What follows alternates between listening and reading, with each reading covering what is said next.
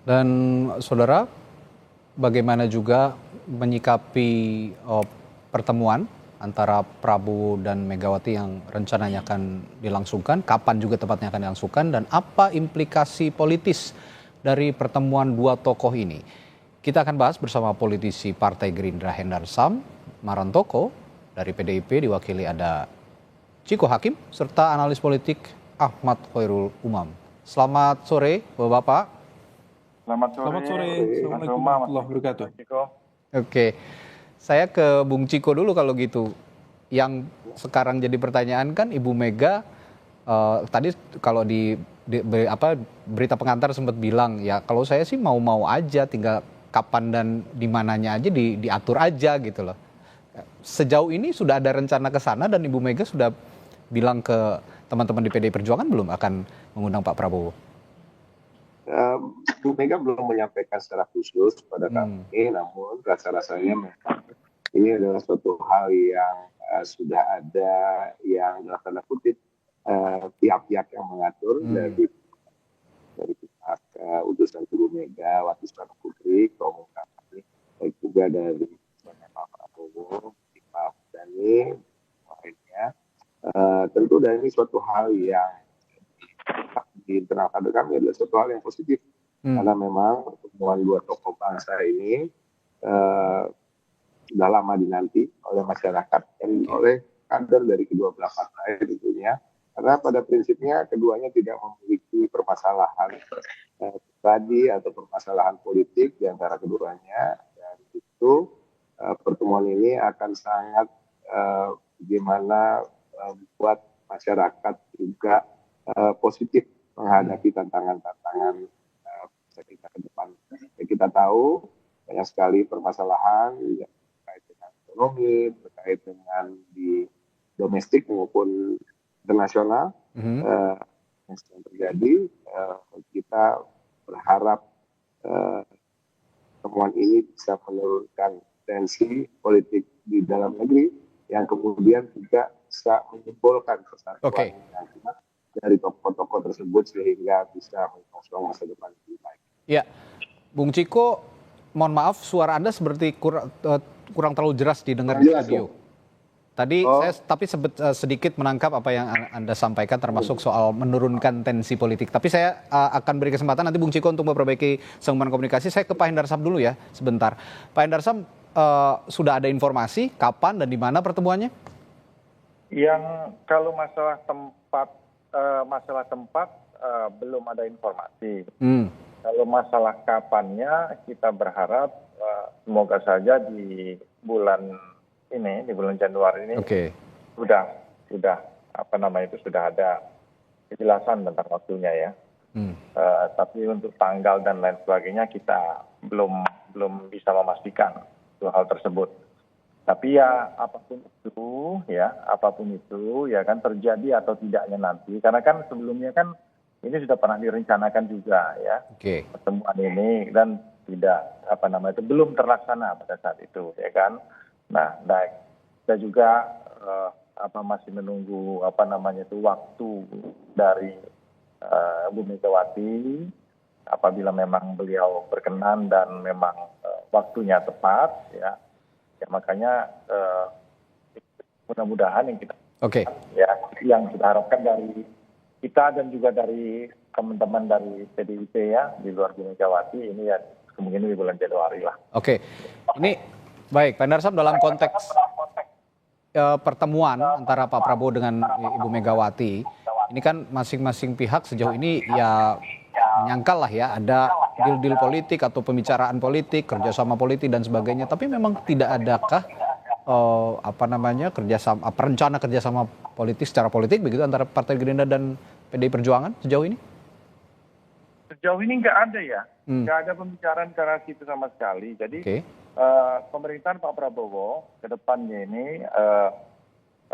ingin memisahkan ya sebagai negara ya kan bahwa hukum adalah panglima. Kan kemarin kan seolah-olah ada di framing bahwa ini ada didilan politik ya kan, ada kasus yang menimpa Mas Hasto dengan perkara dengan pertemuan ini ya kan gitu. Tapi ini spirit yang ingin dibawa di dalam pemerintahan Pak Prabowo ini, bahwa ke depan hal ini harus terpisah, ya kan, bahwa hukum itu berjalan dengan sendiri, biarkanlah hukum berjalan sendiri, biarkanlah masalah politik berjalan dengan sendiri, bahwa hukum adalah berada sebagai panglima dan garda terdepan yang seharusnya idealnya itu di atas politik, bukan sebaliknya.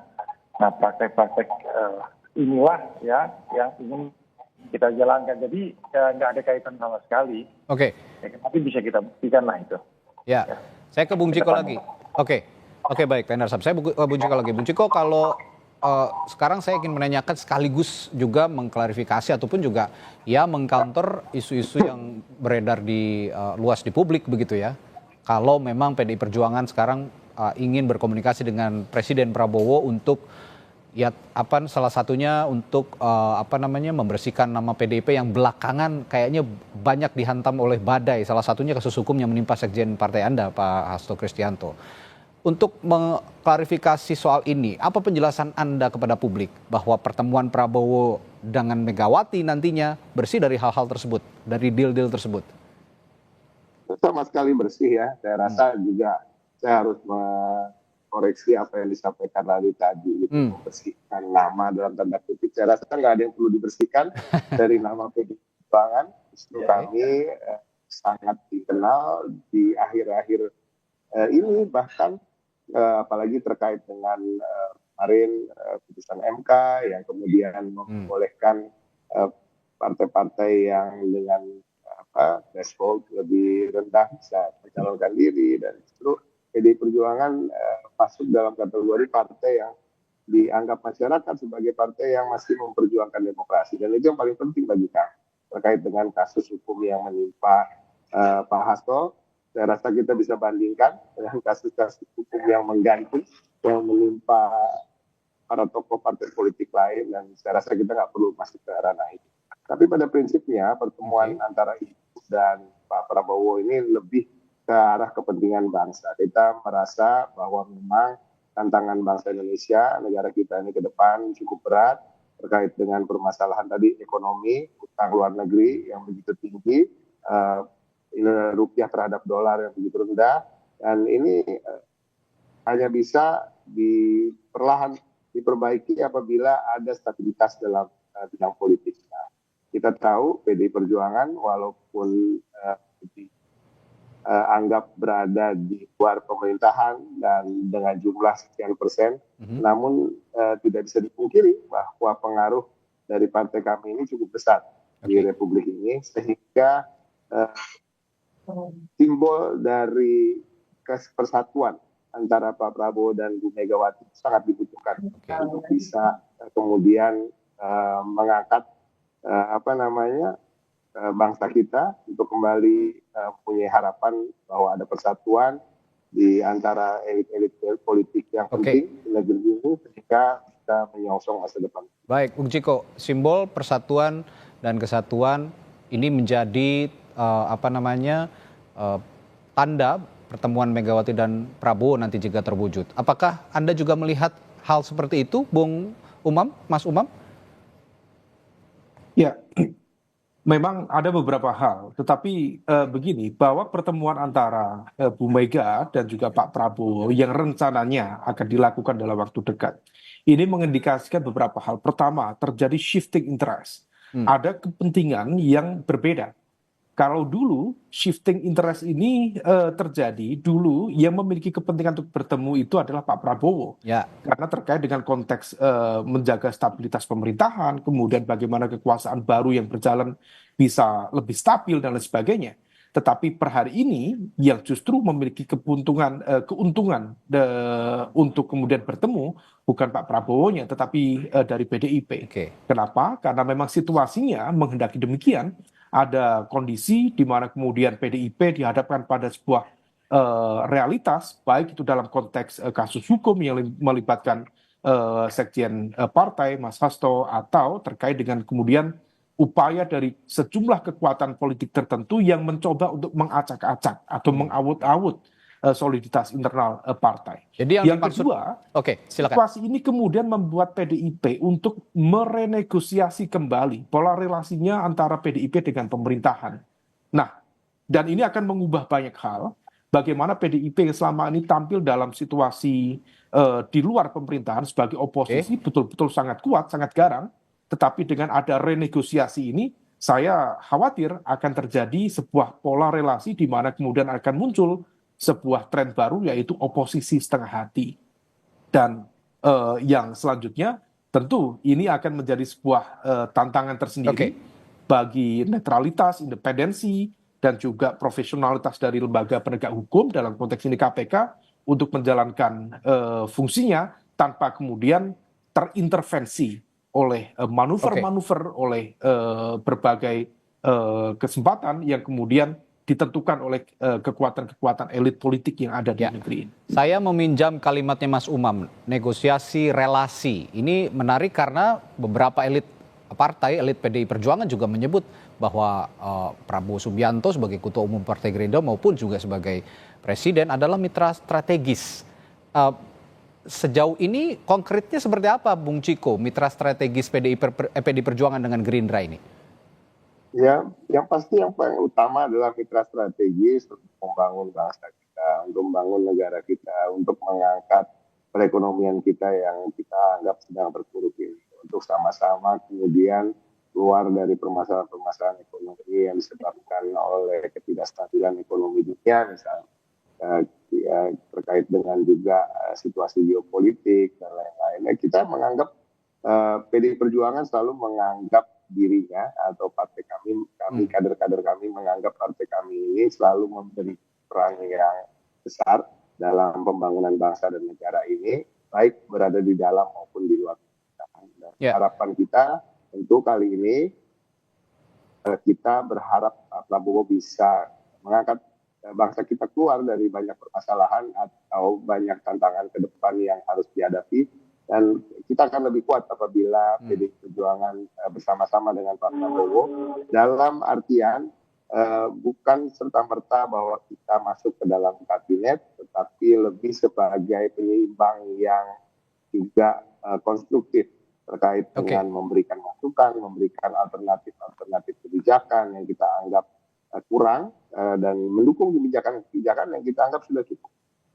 Oke, itu dari kacamata PDI Perjuangan, point of view-nya dari PDI Perjuangan. Saya tanya juga point of view dari Partai Gerindra, Pak Endar Sam.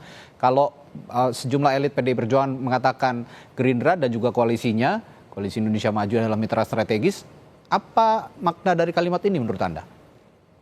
Ya, sebenarnya kurang lebih sama. Jadi kan begini, bahwa negara kita menganut sistem presidensial sebenarnya, jadi tidak ada koalisi, tidak ada oposisi sebenarnya. Jadi memang setiap ada dialektika tentang suatu program, ya, maka tentunya seharusnya di situ ada yang setuju, ada yang tidak setuju, ya kan? Jadi tidak semua partai koalisi, ya kan, fitrahnya harus sepakat dengan apa yang yang dijalankan oleh program-program dijalankan oleh pemerintah. Dan begitu juga sebaliknya, ya kan, yang di luar pemerintahan, ya, apabila memang itu mendekati dengan pola ideologisnya, maka tentunya dia akan sepakat dan terhadap hal tersebut. Dan apabila itu tidak sepakat dengan hal tersebut, dia akan memberikan kritik dan memberikan saran yang konstruktif.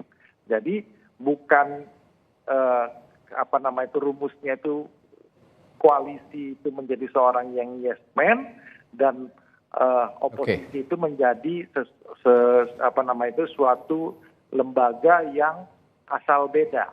Ya. Nah, ini kan seperti itu sebenarnya. Dan idealnya memang seperti itu. Contoh seperti dari saya sendiri pribadi bisa saja mengkritik kabinet yang ada di Pak Prabowo dan beberapa yang saling mengkoreksi dengan caranya masing-masing. Ya kan, tidak harus ke publik juga kan bisa. Kita bisa memberikan masukan kan seperti itu. Jadi hal-hal seperti itu yang kita inginkan supaya benar-benar bangsa ini tidak gaduh ke depannya dan politik bukan hanya sekedar menjadi politainment, ya, politik entertainment saja, ya, memberikan sesuatu hal yang tidak mendidik, tapi memberikan sesuatu yang benar-benar mendidik bagi masyarakat. Baik, Kalau gitu saya pengen tanya juga ke Mas Umam, dari pembicaraan atau pernyataan dua narasumber kita malam hari ini, Mas Umam dari Partai Gerindra maupun dari PDI Perjuangan, arahnya kemana menurut Anda komunikasinya? Apakah betul arahnya ke kerjasama politik atau koalisi, atau ada analisis lain dari Anda? Ya, dalam konteks ini kepentingan utama, jadi the ultimate interest dari manuver yang dilakukan oleh PDIP adalah menghadirkan political protection, perlindungan secara politik yang per hari ini bisa dikendalikan atau bisa dijalankan oleh presiden sebagai pemegang kekuasaan tertinggi, baik dalam konteks pemerintahan maupun dalam konteks negara dan dalam konteks politik praktis. Oleh karena itu, political protection itu sedang dibutuhkan oleh PDIP untuk memberikan perlindungan dari elemen-elemen yang mencoba untuk memanfaatkan jejaring kekuasaan untuk kemudian dalam bahasanya Bu Mega mengawut-awut kondisi internal itu. Nah, ini yang kemudian betul-betul kemudian akan berdampak dalam konteks pola relasi tersebut. Tetapi di saat yang sama tentu ini juga akan memberikan penekanan ya, terutama terkait dengan bagaimana kemudian PDIP ke depan. Saya pribadi tidak begitu yakin PDIP akan menjadi bagian dari kabinet. Tetapi PDIP tentu akan mengoptimalkan positioning PDIP di luar pemerintahan, karena akan selalu ada captive market di luar pemerintahan, itu akan selalu termaintain. Tetapi yang terpenting adalah bagaimana kemudian soliditas internal PDIP bisa terjaga. Dan kenapa kemudian hal itu dilakukan? Karena apa yang dikhawatirkan Bu Mega itu tampaknya betul-betul penting dan juga signifikan.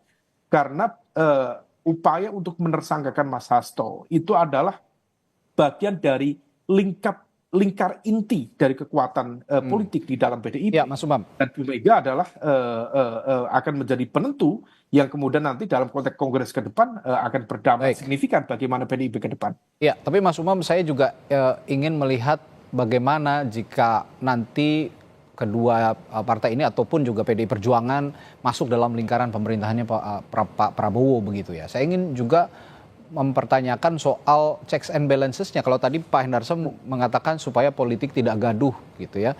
Ini ingin menyeragamkan visi politik, pada intinya begitu, supaya tidak gaduh. Nah, kalau begitu checks and balancesnya bagaimana nanti ke depannya? Diakui atau tidak, nanti akan berdampak serius terhadap check and balances. Jadi quality dalam konteks bagaimana mekanisme pengawasan terhadap pemerintah, bagaimana kemudian pengawasan terhadap kebijakan-kebijakan, artinya akan dinegosiasikan berdasarkan pada kalkulasi kepentingan antara PDIP dengan pemerintahan.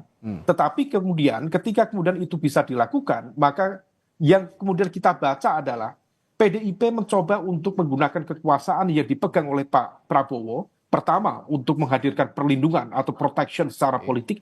Yang kedua, kalau misal kemudian terjadi split antara Pak Prabowo dengan lingkup elemen terdekat yang diduga mau melakukan intervensi, mau mengawut-awut internal PDIP, maka kekuasaan yang sudah dirangkul itu akan menjadi alat untuk menggebuk balik kekuatan tersebut. Nah, ini yang kemudian tampaknya PDIP mencoba untuk memainkan peran itu. Dan akhirnya Pak Prabowo sendiri juga dihadapkan pada sebuah dilema, di mana Pak Prabowo harus menjaga dua hati yang sangat dekat kepada beliau, tetapi dalam satu pola relasi konfliktual yang satu sama lain saling menghantam dan mengelemahkan. Ya, Mas Umam punya analisis, publik juga punya analisis, tapi dalam drama politik nasi goreng ini aktor utamanya memang adalah Ibu Megawati dan juga Pak Prabowo Subianto. Bagaimana arahnya nanti, dramanya akan berujung kemana, kita akan nantikan bersama. Terima kasih Pak Hendarsam, Bung Ciko dan Mas Umam telah berbagi perspektifnya malam hari ini di Sapa Indonesia Malam. Sampai ketemu lagi, sehat selalu.